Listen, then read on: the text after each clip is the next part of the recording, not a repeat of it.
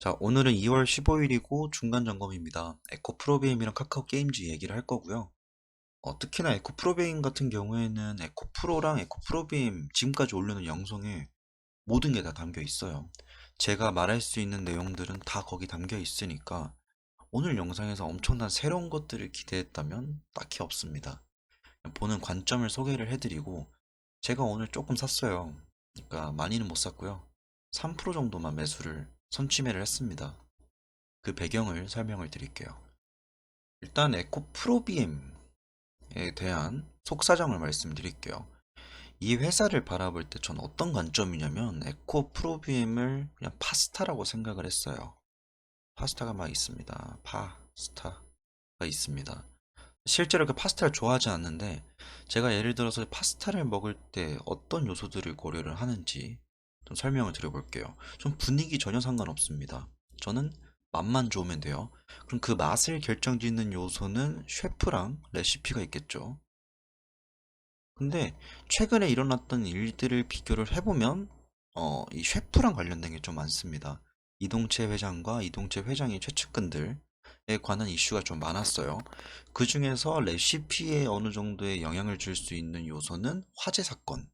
이게 오히려 가장 큰 어떤 본질적인 가치의 훼손을 불러일으킬 수 있는 이슈였습니다. 아니 뭐 2년 전에 나왔던 이 내부자 거래 혐의나 최근에 뭐 차명 계좌를 이용해서 대규모 거래에 가담했던 사건들이나 이건 좀 셰프 문제지 레시피 문제가 아니잖아요.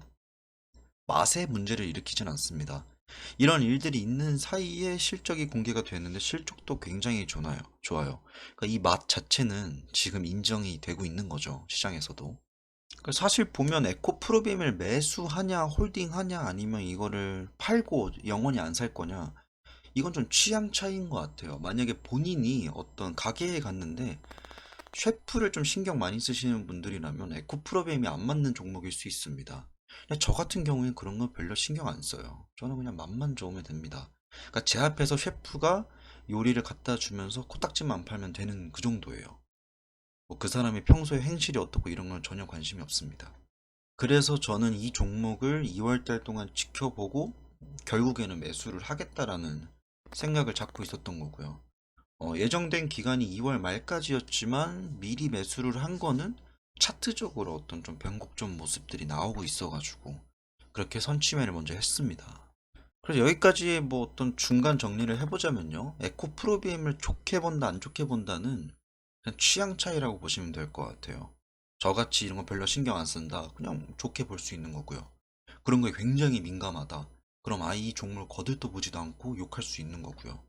취향 차이니까 싸우실 필요가 없어요. 그리고 이 셰프 문제 같은 경우에도 최근에 뭐 이동채 회장이 그런 일들을 벌이고 이게 당장 나왔을 때는 그 당시에 막 뉴스에도 나오고 이랬거든요. 근데 요즘 보면 좀 쉬쉬하는 분위기예요. 이 쉬쉬하는 분위기가 계속 되다 보면 그냥 없던 일이 돼버립니다.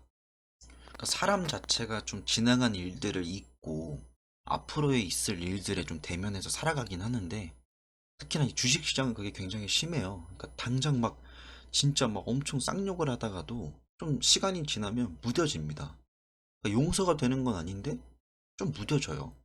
그래서 이런 식으로 그냥 조용조용히 넘기고 2월달 넘기고 3월달 넘기고 하다 보면 지금까지 발생했던 악재에 대해서 시장에서는 악재가 소멸됐다라고 판단할 수 있어요.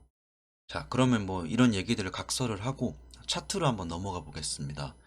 제가 2월 말까지 지켜보자 했던 거는 일단 이 장대 음봉이 뜬 이유였고요.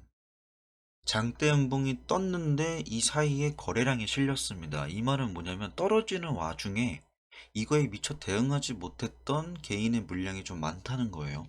이건 지금까지 좀 팩트인 게 얘가 이제 올라가는 그 과정에서 위에 물리신 분들이 본전 왔을 때 파는 그런 매도세도 좀 감안을 해야 됩니다.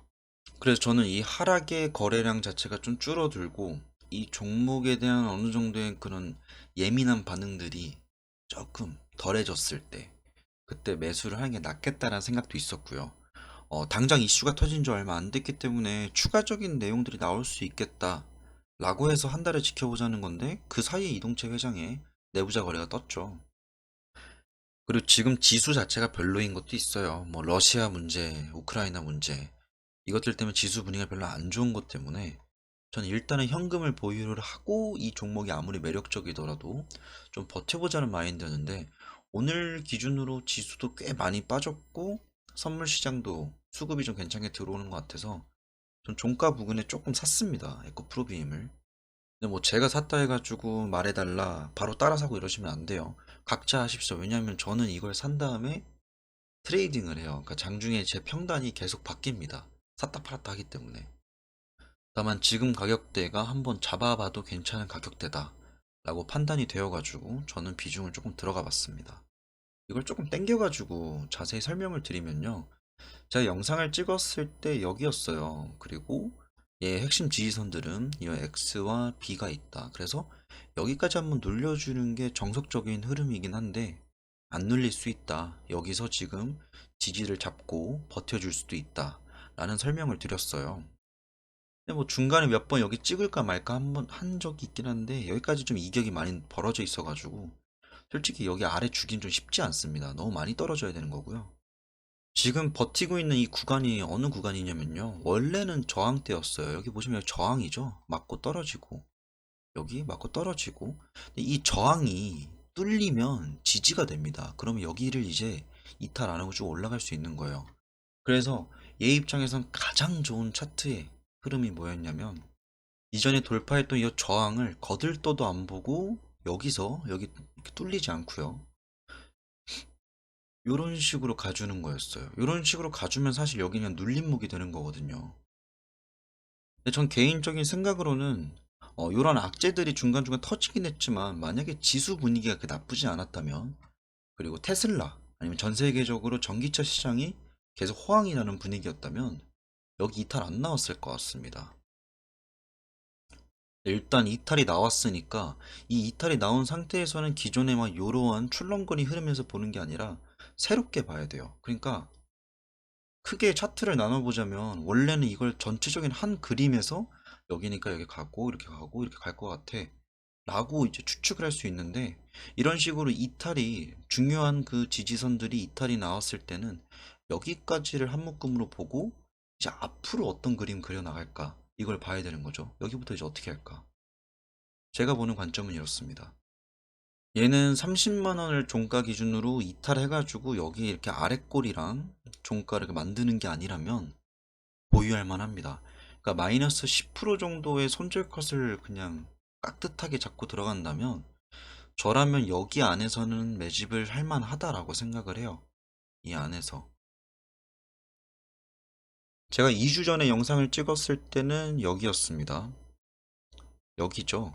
근데 봐보세요. 지금 2월 15일 돼가지고 이렇게 되니까 요만큼 올라왔죠. 이게 가격 차이가 얼마나 나냐면요. 요때 당시에는 26만 2,400원인 최종 지지선이었는데 지금은 27만 6,500원입니다. 이게 시간이 지남에 따라서 서서히 이렇게 올라와요. 그래서 만약에 이 종목이 큰 상승 없이 4월까지 이 구간 내에서 버텨주기만 해도 지지선들이 올라와 줍니다. 그러면 아래서 야 그냥 올라가 올라가라고 밀어주는 꼴이 되는 거죠. 밀어준다는 표현이 차트적으로 밀어준다는 거고요. 그 매물대로 말을 하면 위에 물려있는 사람들이 체념을 하고 손절치고 다시 여기에 재매수를 하는 그러니까 여기 물려있는 물량들이 좀 털려간다라는 의미일 수 있습니다. 이게 이런 식으로 차트를 그려놓고 저는 알림 설정을 다 해놔요. 그래서 사실 제 머리로는 너무 충분히 완벽하게 이해가 되는데 설명하는 게 쉽지가 않아요. 사실 차트는 그냥 본인만의 예술 행각이라서 설명하기 쉽지 않은데 전 여튼 여기서 한번 도전을 해봤습니다. 여기서 도전을 해보고 1차, 2차, 2 하고 여기서는 잘려가지고 뚫려버리면 그냥 손절 치는 걸로 계획을 잡았습니다. 제가 볼 땐 높은 확률로 얘가 이런 식으로 요 안에서 요 큰 틀, 요 안에서 이렇게 몇 번 긁어주다가 괜찮은 흐름 나올 수 있지 않을까 라는 생각을 하고 있어요. 일단 에코프로는 여기까지입니다. 제가 이걸 팔았을 때 공유를 할지 모르겠어요. 왜냐면 제가 이거를 사고 팔고를 수도 없이 할 수 있어가지고. 일단은 에코 프로빔 여기까지 하겠습니다. 카카오 게임즈로 넘어가 볼게요. 자, 카카오 게임즈는 배경 설명을 거창하게 할 게 없는 게 제가 지난 영상에 다 해놨습니다. 그래서 오늘은 차트적인 내용만 말씀드릴게요. 제가 이 회사를 평가했을 때 저는 카카오뱅크랑 페이는 아직 조금 더 엄격한 밸류에이션을 받을 것 같습니다만 카카오 게임즈는 그에 비하면 조금 그렇게 고평가 상태가 아니에요. 그래서 제가 이거 자체적인 밸류에이션을 해가지고 PER과 PBR을 밴드 차트로 만들어서 한번 봤어요. 근데 지금 가격대 정도는 괜찮지 않나 라는 생각이 들더라고요. 제가 제시했던 가격은 62,000원과 75,000원 사이는 이 회사가 충분히 받을 수 있는, 뭐 카카오의 계열사다 아니면 뭐 얘네가 플랫폼이 좋다 이런 건 다 빼고요. 그냥 이 회사가 지금 만들어내고 수 있는 이 수익성 자체에 대한 재무 상태와 수익성에 대한 평가를 했을 때 요 안에서 놀아도 된다 라는 게 제 의견이에요. 62,000원과 75,000원 사이는 적당하다. 그러니까 여기는 이제 적당한 거의 시작점이고 62,000원이 아예 끝자락이기 때문에 여기서는 뭐 매수를 할 수 있지 않나 라는 얘기를 했습니다. 그래서 카카오 게임즈가 지난 한 달 좀 넘은 것 같아요. 그 기간 동안에 뭐 위로 쏘기도 하고요. 지금 떨어지기도 했는데 지금 위치가 딱 여기입니다. 딱 걸쳐져 있어요. 저는 근데요. 저는 카카오 게임즈 자체에 대해서는 물론 최근에 카카오에 대한 논란이 되게 많아요. 얘네가 뭐 문어발식이다, 뭐 소상공인 죽인다, 뭐 약간 그런 지분 관련 가지고 퍼트려가지고 본인들이 이익을 좀 추구를 한다. 대주주 매도 나왔다. 물론 비판받을 점들 많아요. 근데 저는 약간 이런 생각이 드는 게 조금 마녀사냥 같기도 합니다. 이게 너무 갑자기 어느 시점부터 이렇게 막 몰아가는 게, 저는 이건 좀 과하지 않나. 이럴 때일수록 카카오에 대한 관점 자체를 언론에서 내비치는 얘는 쓰레기다라는 관점보다는 냉정하게 카카오 계열사 중에서 건져낼 만한 애는 뭐가 있고 얘는 아직 아닌 것 같고 카카오를 살만할까? 게임즈를 살만할까? 뱅크랑 페이는 왜 별로일까? 이런 것들을 좀 고민할 필요가 있는 것 같아요. 근데 제 고민의 끝에서는 카카오랑 카카오뱅크랑 페이를 살 바에는 게임즈를 담는 게 좋을 것 같다 라고 생각을 했습니다. 얘네가 지금 블록체인 연관되어 있는 게임 사업도 지금 진행을 하려고 하고 있고요. NFT와 P2E를 공식화하려고 하고 있습니다. 제가 이 P2E 게임들을 직접 해봤어요. 이게 플레이 투 어닝이라 해가지고 예전에 우리 어렸을 때 저는 이런 세대였어요. 게임하면 한심한 새끼였습니다. 근데 요즘 애들은 실제로 이걸 돈 버는 애들도 있어요. 그 돈 버는 게임의 시초가 리니지였는데 그것보다 더 아예 나아가서 아예 게임 자체의 목적이 수익성과 연관되어 있는 그런 사업들을 벌입니다. 근데 아무래도 그 접근성의 차이는 아예 생짜배기 플랫폼도 없는 기업들이 게임을 만들면 광고를 막 때려야 됩니다. 근데 카카오처럼 이런 플랫폼 가지고 있는 기업들은 출시하기 편하죠. 자체적인 광고 효과가 있으니까. 저는 그래서요, 이 플랫폼의 힘을 아직까지는 무시할 수 없다 생각을 해요. 최근에 뭐 삼성 쪽에서 카카오랑 비슷한 메신저 플랫폼들을 만들어가지고 진출하겠다라고 했는데, 그들이 지금까지 안 한 이유가 있겠죠. 그 많은 세월 동안에 삼성전자가 1년에 벌어들인 돈이 얼만데, 거기다 굳이 투자하지 않은 이유가 있겠죠. 쉽지 않을 겁니다. 그 플랫폼이랑 생태계를 조성하는 것 자체가 그 단기간에 만들어진 게 아닌 것 같아요. 제 관점에서는. 그래서 이 플랫폼의 힘을 무시하지 말자. 뱅크랑 페이는 제가 지난 영상 뒤져보시면 나올 텐데 저는 아직도 그 회사가 살만한 가격대가 아니라고 생각을 해요. 근데 카카오는 너무 무겁고요. 근데 게임즈 같은 경우에는 충분히 끼가 있다 라는 생각을 가지고 있습니다. 저의 관점은 차트적으로는 저는 여기선 잡을만 하다 생각이 들고요. 여기서 매집을 하다가 여기 이탈 나왔을 때 58,700원까지는 버텨볼 만합니다 라고 생각을 해요. 그래서 이 영상들을 올리고 나서 제가 어떤 부귀영을 누리게 될지 모르겠어요. 사실 원래 그 제가 매수했다 안 했다 이런 거 공유하는 거 별로 원치 않는데 일단 오늘은 공유하겠습니다. 카카오 게임즈랑 에코 프로비엠을 저는 조금 들어갔습니다. 이번 주에 특히 오늘 좀 더 들어갔어요. 그래서 저의 전략은 수익 줄 때 보고 째자 라는 마인드예요. 뭐 장투할 만한 종목은 지금은 따로 가지고 있어가지고 일단 오늘은 요렇게 나는 요렇게 생각을 한다 공유만 드리겠습니다. 일단 카카오 게임즈 보실 때는 75,000원, 62,000원 요 사이 기준으로 보면 될 것 같아요. 이 아래는 디스카운트 수준, 회사의 실질적인 가치보다 싸게 된다. 여긴 프리미엄 수준. 물론 최근에 올라갔을 때는 이런 플랫폼의 장점들이 부각이 되어가지고 올라갔고요. 앞으로 얘네가 실적이 성장이 된다면 이 75,000원과 62,000원은 조금씩 상향될 수 있어요. 그건 뭐 제가 따로 알아서 한번 더 해보겠습니다.